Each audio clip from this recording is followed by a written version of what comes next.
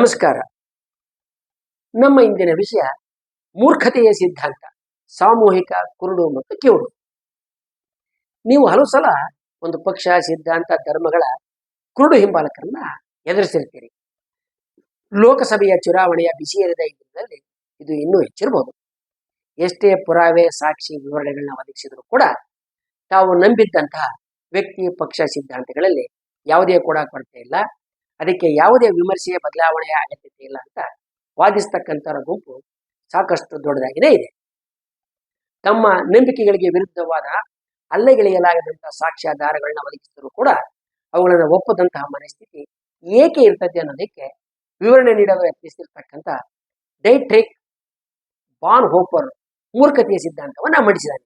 ಇದರಲ್ಲಿ ಆತ ವ್ಯಕ್ತಿಯಲ್ಲಿರ್ತಕ್ಕಂಥ ಕೆಡಕು ಕೊಳಕುಗಳಿಗಿಂತ ಅಪಾಯಕಾರಿಯಾದಂತಹ ತೆರೆಯ ಹಿಂದೆ ಅಡಗಿರ್ತಕ್ಕಂಥ ಒಂದು ಸಂಗತಿ ಇದೆ, ಅದರ ವಿರುದ್ಧ ನಾವು ಹೋರಾಡಕ್ಕೆ ಆಗದು ಅಂತ ಹಾಗೆ ಮೂರ್ಖತೆ ಅಥವಾ ಸ್ಟುಪಿಡಿಟಿ ಅಂತ ತನ್ನ ಸಿದ್ಧಾಂತದಲ್ಲಿ ತಿಳಿಸ್ತಾನೆ. ಜರ್ಮನಿ ನಾಜಿ ಪಕ್ಷದ ಆಡಳಿತದಲ್ಲಿರ್ಬೇಕಾದ್ರೆ ಜನಸಾಮಾನ್ಯರು ಯಾವುದೇ ನೇರ ಪ್ರಚೋದನೆ ಇಲ್ಲದೆ ಇದ್ರು ಕೂಡ ಗುಂಪುಗೂಡಿ ನಿರ್ದಿಷ್ಟ ಸಮುದಾಯದವರ ಅಂದ್ರೆ ಯಹೂದಿಗಳ ಅಂಗಡಿ ಮುಗ್ಗಟ್ಟುಗಳ ಮೇಲೆ ಕಲ್ಲೆಸೆದು ದಾಳಿ ಮಾಡ್ತಾ ಇದ್ರು.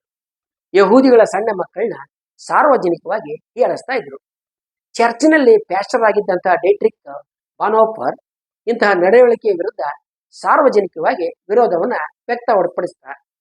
ಒಂದು ಸಂಜೆ ನಾಜಿ ಪೊಲೀಸರು ಬಂದು ಬಾನ್ಹೋಫರ್ನನ್ನು ಎಳೆದೊಯ್ದು ಸೆರೆಮನೆಗೆ ದೂಡಿದರು. ಸೆರೆಮನೆಯಲ್ಲಿರ್ಬೇಕಾದ್ರೆ ತನ್ನ ದೇಶದ ಕವಿಗಳು, ಚಿಂತಕರು, ಸಮಾಜದ ಮುಂದಾಳುಗಳು ಹೇಗೆ ಹೇಡಿಗಳು, ಕಪಟಿಗಳು ಮತ್ತು ಅಪರಾಧಿಗಳಾಗಿ ಬದಲಾಗಿದ್ದಾರೆ ಅಂತ ಗುರುತಿಸ್ತಾರೆ.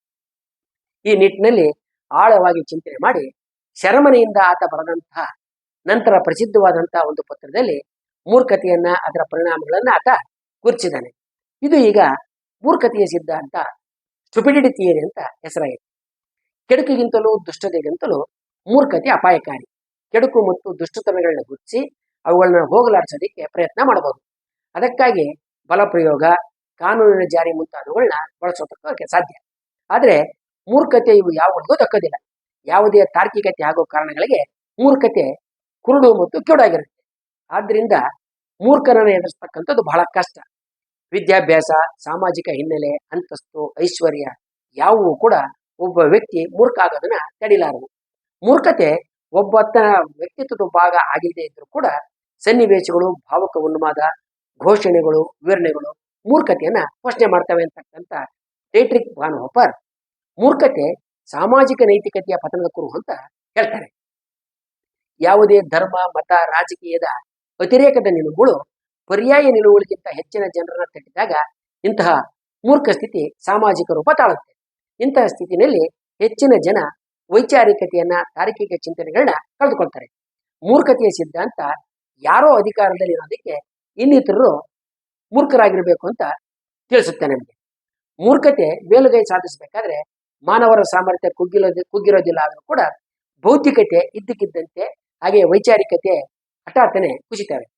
ಸರ್ವಾಧಿಕಾರ ಮೇಲುಗೈ ಸಾಧಿಸ್ತಾ ಇದ್ದಂತೆ ವ್ಯಕ್ತಿಗಳು ತಮ್ಮ ಸ್ವಾತಂತ್ರ್ಯವನ್ನು ಬಿಟ್ಟುಕೊಡ್ತಾ ಕುರಿ ಮಂದಿರಲ್ಲಿ ಒಂದಾಗ್ತಿರುತ್ತಾರೆ. ಮೂರ್ಖನಾದಂತಹ ವ್ಯಕ್ತಿ ಜೊತೆಗೆ ಎಂದಿಗೂ ಸಂವಾದ ನಡೆಸೋದಕ್ಕೆ ಸಾಧ್ಯ ಆಗೋದಿಲ್ಲ. ಯಾಕಂದ್ರೆ ಅಂತಹ ವ್ಯಕ್ತಿ ಯಾವಾಗಲೂ ಘೋಷಣೆ, ಹೇಳಿಕೆಗಳಿಗೆ ಮಾನ್ಯತೆ ಕೊಡ್ತಾ ಸಾಕ್ಷ್ಯಗಳನ್ನ ತಿರಸ್ಕಾರ ಮಾಡ್ತಾ ಇರ್ತಾನೆ. ಅಂತಹ ಸ್ಥಿತಿಯಲ್ಲಿ ಆತ ಏನನ್ನು ಬೇಕಾದರೂ ಮಾಡೋದಕ್ಕೆ ಸಿದ್ಧನಾಗಿರ್ತಾನೆ. ಯಾವುದೇ ಪಾಠ, ಪ್ರವಚನ, ವಿವರಣೆ, ಸಾಕ್ಷ್ಯಾಧಾರಗಳಿಂದ ಈ ಮೂರ್ಖತೆಯನ್ನು ಸುಲಭವಾಗಿ ಹೋಗಲಾಡಿಸೋದಕ್ಕೆ ಆಗದು. ವ್ಯಕ್ತಿತ್ವ ಬಿಡುಗಡೆ ಹೊಂದೋದ್ರಿಂದ ಮಾತ್ರ ಮೂರ್ಖತೆಯನ್ನ ಇಲ್ಲವಾಗಿಸಬಹುದು. ಇದಕ್ಕಾಗಿ ಹೊರಗಿನ ಮತ್ತು ಒಳಗಿನ ಬಿಡುಗಡೆಗಳು ಅತ್ಯವಶ್ಯಕವಾಗಿರ್ತವೆ. ಹೊರಗಿನ ಬಿಡುಗಡೆ ಅಂದ್ರೆ ಸರ್ವಾಧಿಕಾರವನ್ನ ಪ್ರಶ್ನೆ ಮಾಡ್ತಕ್ಕಂಥದ್ದು. ಒಳಗಡೆಯ ಬಿಡುಗಡೆ ಅಂತ ಹೇಳಿದ್ರೆ ಪರ್ಯಾಯ ಚಿಂತನೆಗಳಿಗೆ ಆಸ್ಪದ ಕೊಟ್ಟು ಅವುಗಳನ್ನ ಹೋಲಿಸಿ ನೋಡ್ತಕ್ಕಂಥದ್ದು.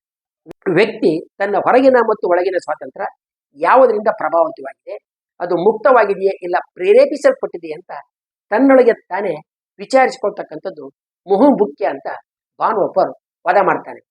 1943ರಲ್ಲಿ ಅಡಾಲ್ಫ್ ಹಿಟ್ಲರ್ನನ್ನ ಕೊನೆಗೊಳಿಸ್ತಕ್ಕಂಥ ಸಂಚಿನಲ್ಲಿ ಭಾಗಿಯಾಗಿದ್ದಂಥ ಆರೋಪದಡಿನಲ್ಲಿ 9 ಏಪ್ರಿಲ್ 1945ರಂದು ಫ್ಲಾಸನ್ಬರ್ಗ್ ಕೈದಿಗಳ ಶಿಬಿರದಲ್ಲಿ ಬಾನ್ಹೋಫರ್ನ ನಾಜಿ ಸರ್ಕಾರ ಗಲ್ಲಿಗೇರಿಸುತ್ತೆ. ಇದಾದ 2 ವಾರಗಳಲ್ಲಿ ಅಮೆರಿಕ ಸೇನೆ ನಾಜಿಗಳನ್ನ ಹಿಮ್ಮೆಟ್ಟಿಸಿ ಈ ಶಿಬಿರದಲ್ಲಿ ಇದ್ದವ್ರನ್ನ ಬಿಡುಗಡೆಗೊಳಿಸುತ್ತೆ. ಅಡಾಲ್ಫ್ ಹಿಟ್ಲರ್ ಸರ್ವಾಧಿಕಾರ, ಆತನ ವ್ಯಕ್ತಿ ಪೂಜೆ, ನಾಜಿಗಳ ಸುಳ್ಳು ಪ್ರಚಾರ, ಪರ್ಯಾಯ ದೃಷ್ಟಿಕೋನಗಳ ಗಮನ, ಇವೆಲ್ಲ ಹಿನ್ನೆಲೆಗಳಲ್ಲಿ ವಾನ್ ಹೋಪರ್ ಮೂರ್ಖತೆಯ ಸಿದ್ಧಾಂತವನ್ನ ಮಂಡಿಸಿದ. ಸದ್ಯದ ಭಾರತಕ್ಕೂ ಇದು ಅನ್ವಯಿಸದೆ ಅಂತ ನಿಮ್ಗೆ ಅನಿಸಿದ್ರೆ ಅದರ ಮೌಲ್ಯಮಾಪನವನ್ನ ನೀವೇ ಮಾಡ್ಕೊಳ್ಬೇಕಾಗುತ್ತೆ. ಕೆಲ ದಿನಗಳ ಹಿಂದೆ ನಾನು ಜೈವಿಕವಾಗಿ ಹುಟ್ಟಿದಂಥವನಲ್ಲ, ದೈವ ಪ್ರೇರಣೆಯಿಂದ ಈ ಭೂಮಿಗೆ ಇಳಿದು ಬಂದವನು ಅಂತಕ್ಕಂಥ ಪ್ರಧಾನಿ ನರೇಂದ್ರ ಮೋದಿ ಅವರ ಹೇಳಿಕೆಯನ್ನು ಕೂಡ ನೀವು ವಿಚಾರಣೆಗೆ ಒಳಪಡಿಸದೆ ಬೆಂಬಲಿಸಿದವರೇ ಆದ್ರೆ ಮೂರ್ಖತನದ ಸಿದ್ಧಾಂತ ನಿಮ್ಮನ್ನು ಒಳಗೊಳ್ಳುತ್ತೆ ಅಂತ ತಿಳ್ಕೊಬೇಕಾಗುತ್ತೆ. ಮುಂದಿನ ವಿಡಿಯೋದಲ್ಲಿ ಕಾರ್ಲೋ ಚಿಪ್ಪಲೋ ಮಂಡಿಸಿರ್ತಕ್ಕಂಥ ಮೂರ್ಖತೆಯ ನಿಯಮಗಳ ಬಗ್ಗೆ ನಾವು ತಿಳ್ಕೊಳ್ಳೋಣ. ವಂದನೆಗಳೊಂದಿಗೆ.